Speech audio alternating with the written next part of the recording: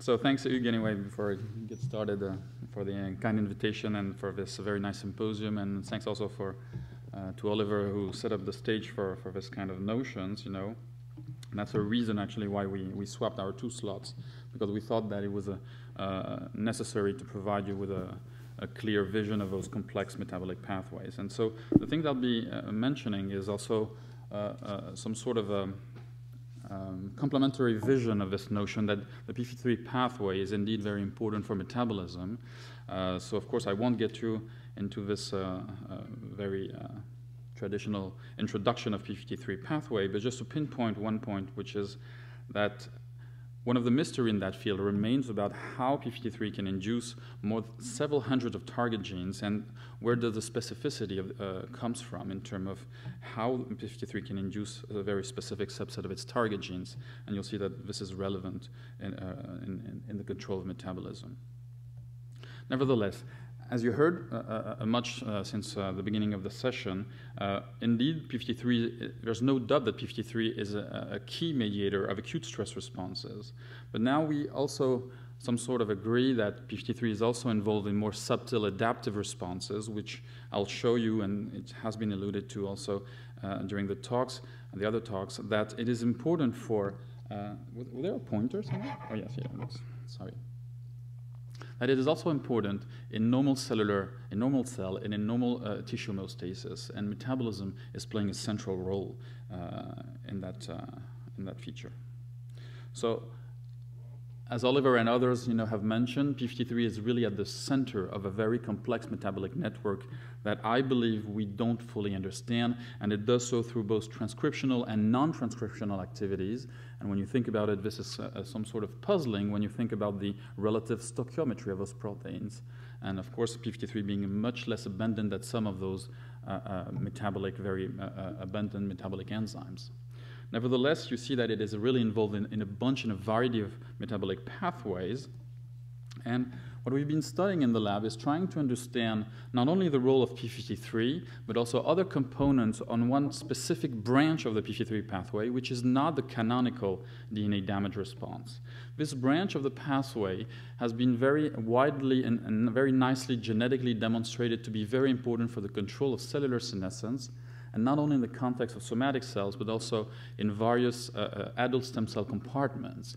And upstream, just to keep in mind, one of the upstream regulator of this pathway, which is the polycomb member BMI1, which is an epigenetic regulator of the INK4A ARF locus, and ARF that we haven't been speaking much about, is a negative regulator of this E3 ligase, which is MDM2. And so basically, there's huge evidence, of course, that deregulation of this pathway is very important for tumor progression, since basically all components of the pathway are bona fide oncogenes or tumor suppressors, but also there's quite good evidence that overactivation of this pathway also promotes another phenotype, which is premature aging. In the lab, we've been mainly interested in 2 other components of the pathway, in addition of P53, of course, which is this multifunctional protein called E4F1 and MDM2 that you already heard about. What I'll be illustrating today are data showing that those 2 guys, which are upstream regulators, are also having a very important impact on metabolism, and through this control of metabolism are having huge importance, of course, during cancer progression, but also what was completely unexpected, I must say, during obesity, as well as normal tissue homeostasis. And I'll show you an example in the context of an epithelia, which is the epidermis. So for those of you who might not be very familiar with E4F1, let me just remind you that it was actually discovered something like 30 years ago by people working on viral oncoproteins. It was discovered at that time as a target of the E1A viral oncoprotein of adenoviruses. And it was discovered at that time as a transcription factor, and we now know, and I'll show you that in a minute, that it is a real transcription factor. It binds directly DNA and controls transcription of several of its target genes that I'll show you in a minute are metabolic genes. What was really unusual for this kind of transcription factor, and to my knowledge this is something which is quite unique for a protein which directly binds DNA, is that it has also another feature, which is an E3 ligase activity which targets in trans other transcription factors, and we figured out that among those targets are several members of the P53 family, including P53 itself. And so therefore, you should keep in mind that those two proteins, which are E3 ligases, belong to this very complex network of proteins which regulate P53 at the post-translational level and which somehow specify the response which is mediated by P53. And so this is just one example. I will not really allude very much to this notion, but just to pinpoint the fact that E4F1 mediated ubiquitination of P53 is very different from the one regulated by MDM2.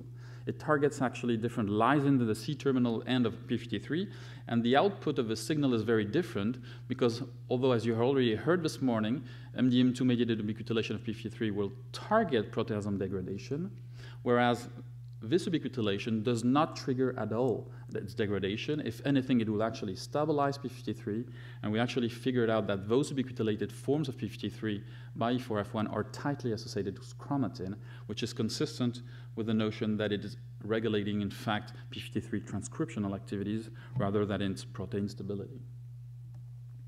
Nevertheless, what I will be showing you today are data indicating that with E3 ligases, which regulate P53, have also P53 independent functions, And I will be showing you that through transcriptional regulation, they actually control a metabolic program which is implicated both for cancer development, but also, as I told you, very unexpectedly, for adipose tissue function and epidermal stem cell maintenance.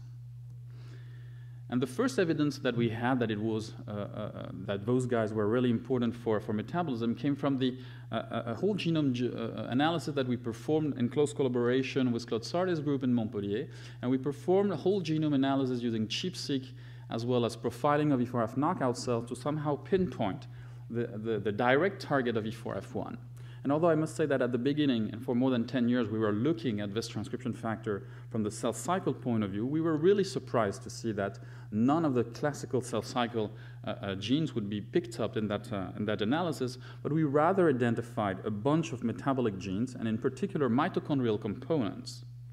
So here is a list of some of them. I will not really get into the details of those interesting targets, but I would just like to pinpoint one particular set of E4F1 direct target genes which encode either key components or key regulators of one key metabolic enzyme which is called the pyruvate dehydrogenase complex. And as Oliver mentioned, this enzyme is actually very important for the control of pyruvate conversion into acetyl-CoA. And that acetyl-CoA will, of course, will fuel the TCA cycle.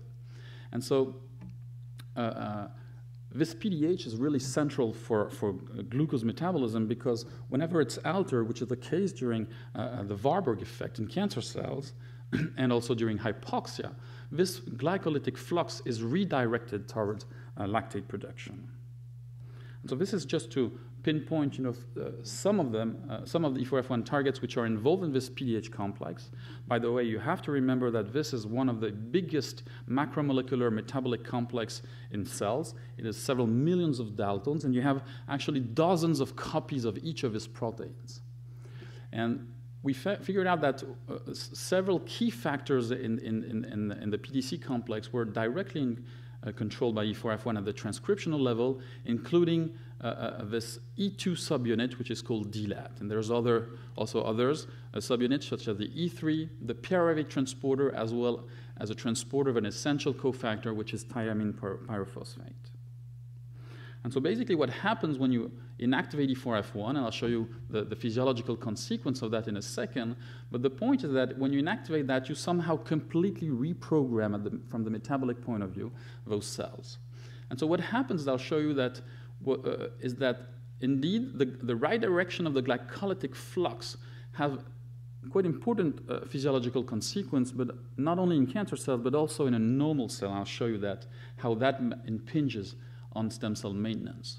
We also had a quite surprise when we realized that this reprogramming in another cell type, for instance, adipocytes, were having a strong, very strong impact, and this is due to the reason because acetyl-CoA is a necessary metabolite to generate citrate, which is necessary for de novo lipid synthesis.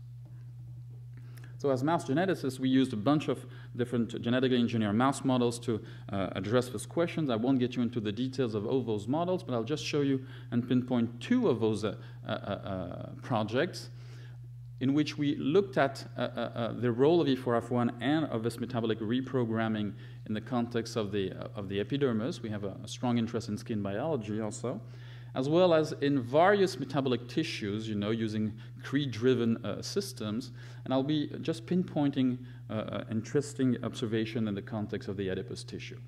Because I'll show you in a minute, we figured out that a bunch of those metabolic defects were highly connected with the P53 pathway. We somehow systematically backcrossed our genetic models in the P53 null background to address the relative contribution of P53. And to make a very long story short, we figured out that the conclusion of those analyses, quite extensive analysis, led us to conclude that depending on the tissue, the P53 contribution is very different. And for instance, I'll show you in a minute, but in the context of the adipose tissue, P53 is playing a major role in those metabolic reprogramming. It is playing an intermediate role in the context of the skin, but in some tissues, metabolic tissues, although there's very strong metabolic defects, these are completely P53 independent. And for instance, in liver, for example, the situation is intermediate depending on the metabolic phenotype we look at. So basically, just to show you one quite unexpected finding of this metabolic reprogramming in the context of a normal tissue homeostasis, so epidermis, so we use the K14 Cree-R system in that situation. As I told you, once we inactivate E4F1, one of the key enzymes, which is this E2 subunit of the PDC complex, as you can see, is really strongly downregulated at the protein level, as shown here by this Western blot of this immunofluorescence analysis. As I told you, the consequence, the metabolic consequence of deregulating PDH activity, as shown here in this epidermis, is that you induce somehow lactate production. So just to pinpoint the fact that here we're measuring lactate in the serum of those animals, although I told you that this is a tissue-specific knockout. We're just inactivating E4F1 in the epidermis. So this increase is actually very, very strong. And this reprogramming, as I told you, will lead to increased production of lactate, which the cell would not really tolerate very well and will try to efflux through lactate transporters, and one major of them is called MCT4. And as you can see here, there is indeed a very strong increase of MCT4 expression. Now, what was quite puzzling, and I won't get into too much details of the story, but we pinpointed that the end point of this metabolic reprogramming is actually an exhaustion of the epidermal stem cell pool. I won't show you the data, but we now know that this is due to a massive remodeling of the extracellular matrix, including the basement membrane. And so we basically somehow alter the ability of those epidermal stem cells to be maintained within their normal niche. And therefore, what happens when we inactivate E4F1 is that upon this metabolic reprogramming, they completely lose those stem cells the ability to be maintained in their niche. And so this is illustrated here, but we have many other arguments. But this is just illustrated in the context of the hair follicle, where we can follow and track down pretty easily the epidermal stem cells with this keratin 15 marker. And as you can see in the knockout, at one point you completely lose those epidermal stem cells. We actually managed to recapitulate those defects in vitro using clonogenic assays, which somehow recapitulate some aspects of epidermal stem cell function. And for those of you who are not familiar with those assays, just to tell you that each of these clones here originate from an epidermal stem cell. And as you can see here, as soon as we inactivate E4F1, we completely wipe out the clonogenic potential of those epidermal stem cells. And this is something that we managed to recapitulate upon depletion of what we believe is central to this regulum, this PDH E2 subunit, which is called DLAT. So you may wonder what is the connection with P53, of course, and we manage, I'll show you in a second, that it is highly connected with P53, because upon either E4F1 inactivation or delayed depletion, what we do have is a strong increased expression of P53, and this is also real in the tissue. We do see increased expression of P53 in that context, and this is not linked with DNA damage. Genetically, we also figured out that there was a close genetic link, because if we somehow inactivate or deplete endogenous P53 with shRNA, we somehow recover, at least partially, the clonogenic potential of those epidermal stem cells. So of course there's still a very strong difference with the match controls, but yet we recover some of the ability of those stem cells to maintain clonogenic potential. And this is also recovered in this in vitro assays upon inactivation of INK4A-ARF, as well as overexpression of what I mentioned in the introduction is a very upstream regulator of the pathway, which is key for stem cell potential, which is this polycomb member BMI1. And so basically, the conclusion of this part is just that upon E4F1 inactivation, we have a very strong impact on PDH activity through the deregulation of what we believe is the first mammalian regulon controlling PDH. What I forgot to mention is that PDH has been widely studied in terms of post-translational modifications, and we know that it is highly regulated through phosphorylation and dephosphorylation, but this is the first example of a regulon, a transcriptional regulon of this metabolic complex. However, we also know that P53 is playing an important role in that context, and upon activation of P53 and inactivation of this PDH activity, we have a very massive remodeling of the extracellular matrix, and that leads to epidermal stem cell defect. So that was very unexpected, I must say. I'll show you another unexpected finding that came up from the analysis of those animal models, and that was actually, to be perfectly honest, that was the beginning of our interest in the metabolism, because the phenotype was so severe that it was so obvious, that even people, more expert than we are in the field told me that this is the most impressive phenotype they've seen in a mouse model. And so you'll see that it is related to adipose tissue function. So we realized first, when we did the whole body knockout, that those mice were losing white adipose tissue very fast, and within in a matter of 2 weeks or less than 2 weeks, they will lose 30% of their body weight, and this is mainly due to loss of white adipose tissue.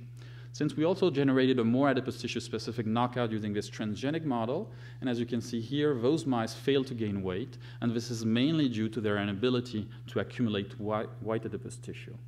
But it's not that the white adipose tissue is completely absent. We actually figure out that there are still adipocytes, living adipocytes, and you'll see that this is important because I'll show you in a second, this is P53 related, and we really wanted to rule out that was not just a P53-induced cell death of adipocytes. I'll show you that in fact, it's a really P53-dependent metabolic phenotype, which is going on here. As you may have noticed, I also put here the weight of the brown adipose tissue, which is a very specialized adipose tissue, which is very important for adaptive thermogenesis. This is what controls your body temperature, and this is the case for all mammals. And also at the macroscopical level, there were no major differences. We figured out that this brown adipose tissue was really strongly affected at the functional level, and indeed if you put those mice at 4 degrees, whereas the wild-type animals would, of course, somehow activate their brown adipose tissue. They actually uncouple their mitochondria to generate heat instead of ATP, whereas the knockout animals, as you can see, very fast, their body temperature dropped up to 28 degrees, which is very impressive.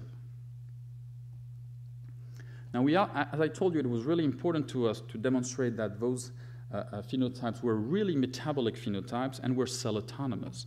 And so I'll make the story short, but we managed basically to recapitulate basically all the phenotypes in vitro using primary cells derived from those animal models. Here is just shown one particular experiment showing adipocyte differentiation from pre-adipocytes purified from those animal models, where we inactivated in vitro E4F1, and as you can see, those cells, whereas they're still present, we can maintain those cells alive for weeks.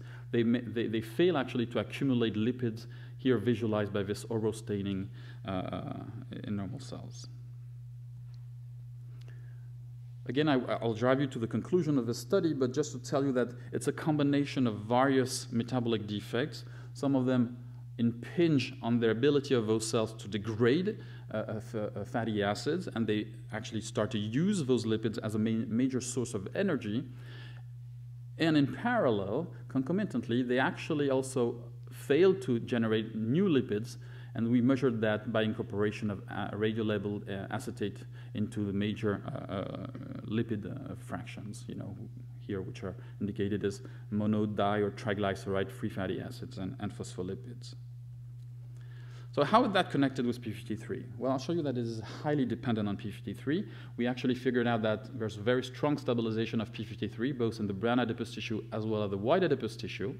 And we figured out by monitoring more than 100 target genes, known target genes of P53, using a microfluidic-based RT-qPCR approach, that what was really interesting was the fact that if P53 was in that genetic context only regulating a subprogram which is implicated in metabolism, whereas prosenescence, cell cycle, or cell death-related P53 targets were not regulated in that context.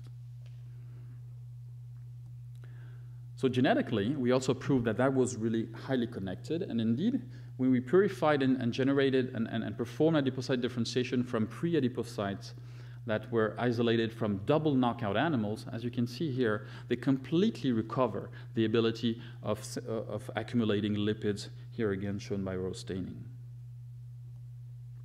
In vivo, so that's just an in vitro rescue experiment? Well, no, because in vivo we also see a very nice rescue. As you can see here, the double knockout animals regained the ability to accumulate white adipose tissue, and their adipocytes look fairly normal when compared to their P53 match controls.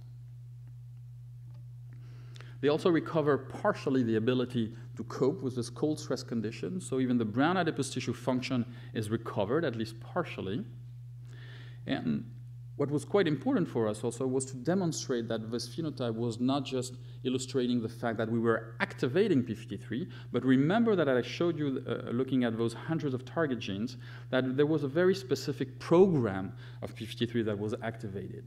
We did quite an extensive analysis using chromatin immunoprecipitation experiments that we performed both in vivo as well as in vitro. So we performed those experiments using brown adipose tissue and tried to look at a subset of those metabolic genes. And we figured out that E4F1 together with P53 are actually co-recruited on the same regulatory elements of key metabolic genes, and we pinpointed at least 3 of them, which are really very important for the phenotype that I've been showing you, which is a major metabolic regulator, which is PGC1 alpha, SCD1 also, which is very important for lipid synthesis and metabolism, as well as the insulin receptor. And I didn't show you that, but those mice are very affected also in terms of insulin signaling.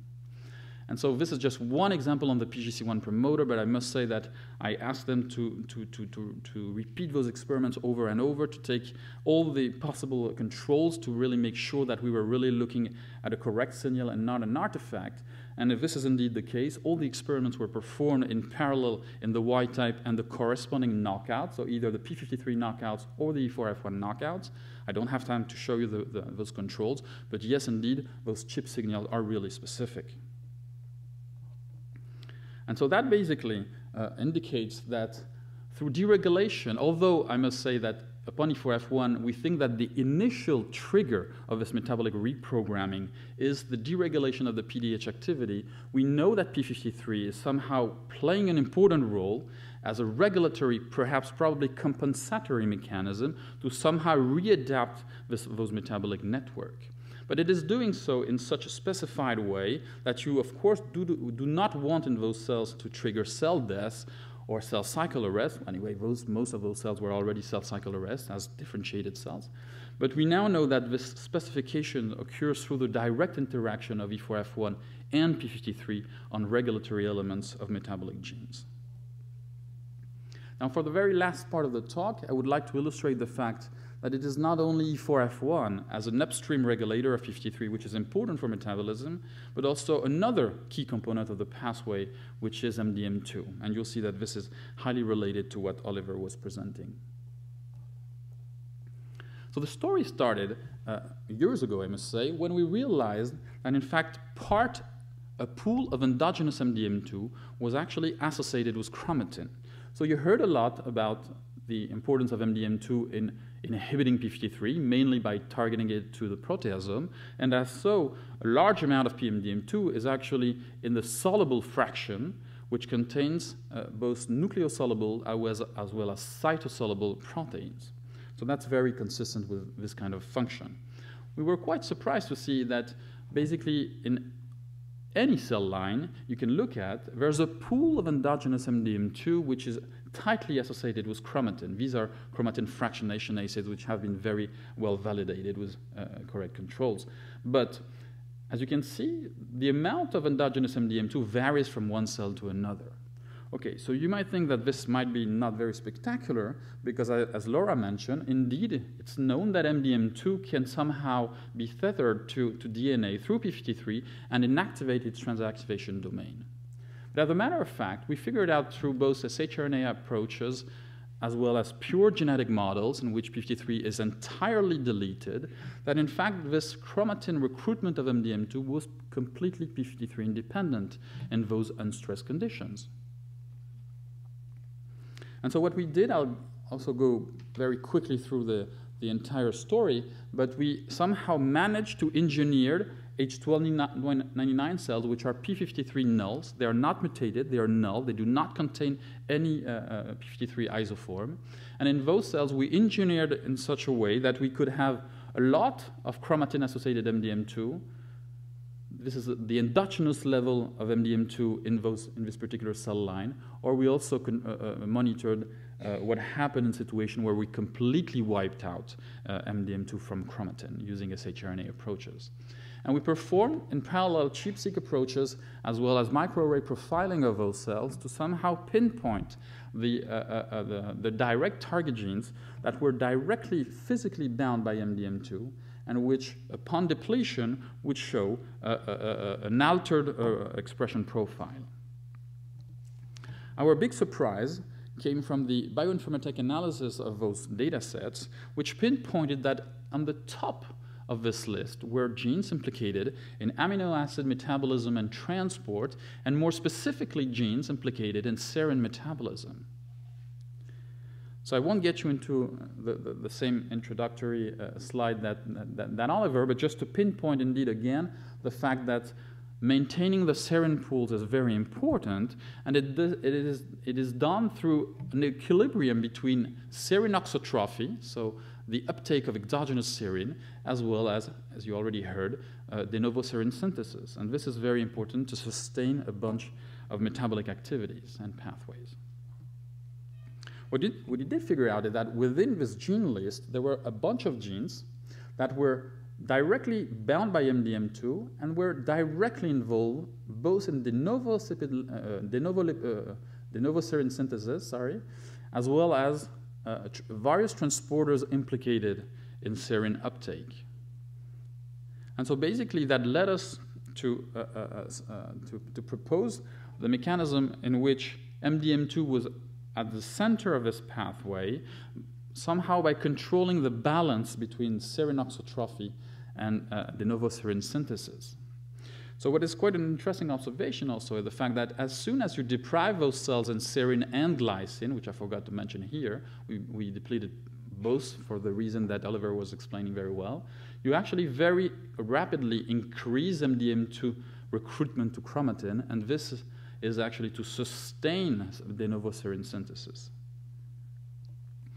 So I won't show you all the details of those analyses that really support this model, but I'll show you one key experiment that we performed in vivo using the same kind of approach that Oliver was describing, meaning taking mice and putting under serine and glycine deprived diet. And what we did here was xenograft models in which we engrafted subcutaneously H1299. Again, remember that these are p53 null cells that we engineered to stably express an shRNA which targets MDM2 versus the control cells. And what we did upon injection, I told you, put those mice under those specific diets.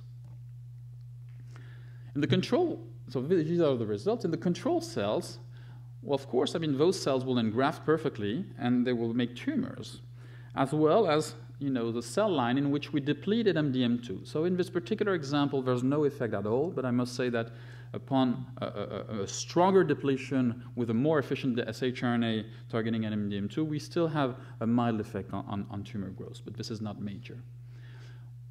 What happens is that when you take the control cells and you put the mice under normal diet, or serine and glycine diet, at least with those H1299 cells, we didn't figure out much of an effect. However, when we combine the treatment, meaning engrafting the shRNA, the cells expressing this shRNA together with deprivation of serine and glycine, you now see an epistatic effect.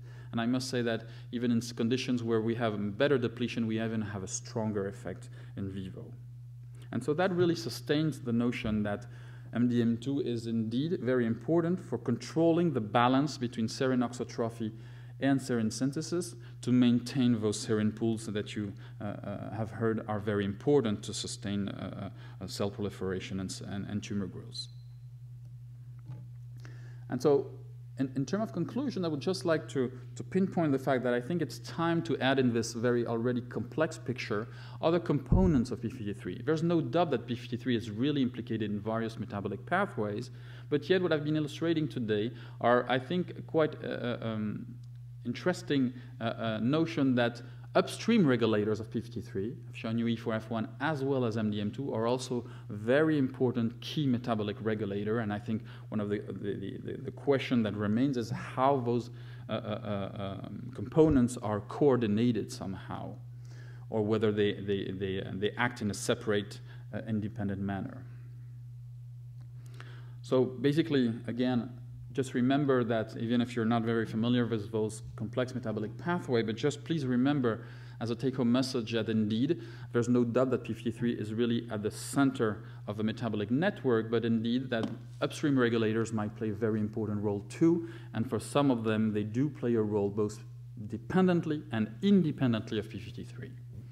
What is quite interesting was also that this network is composed of upstream regulators, and there's indication in the literature that this notion can extend to others, upstream regulators, such as BMI1, which has been described in hematopoietic stem cells to be an important regulator of mitochondrial activity. And so basically, what I've been illustrating today are notion that this complex metabolic network is very important for cancer development, but also for very unexpected features occurring during obesity. I didn't have time to show you the results, but we now know that this metabolic network is deregulated in obese human patients, and also in another context, which is composed of normal cells, which is a specific subset of adult stem cells, in particular in the context of the epidermis. And so now I would just like to thank, of course, the different people who did this work. Laetitia and Mathieu, who did all the work on the adipose tissue-specific knockout, together with Laurie, an engineer in the lab. Romain and Giuseppe are addressing the role of MDM2 in metabolism, and Berfin and a former PhD student, Perrine, did all the work on the skin phenotypes. And of course, I'll thank our funding agencies and, of course, key collaborators that were really helpful in getting us into those metabolic phenotypes. We were not expert at that time in that field. So, of course, Claude Sardet, with whom we were collaborating for years, Louise Fajas, Johan Swinen, Jean-Christophe, as well as Jean-Emmanuel Sari. And I'll thank you for your attention.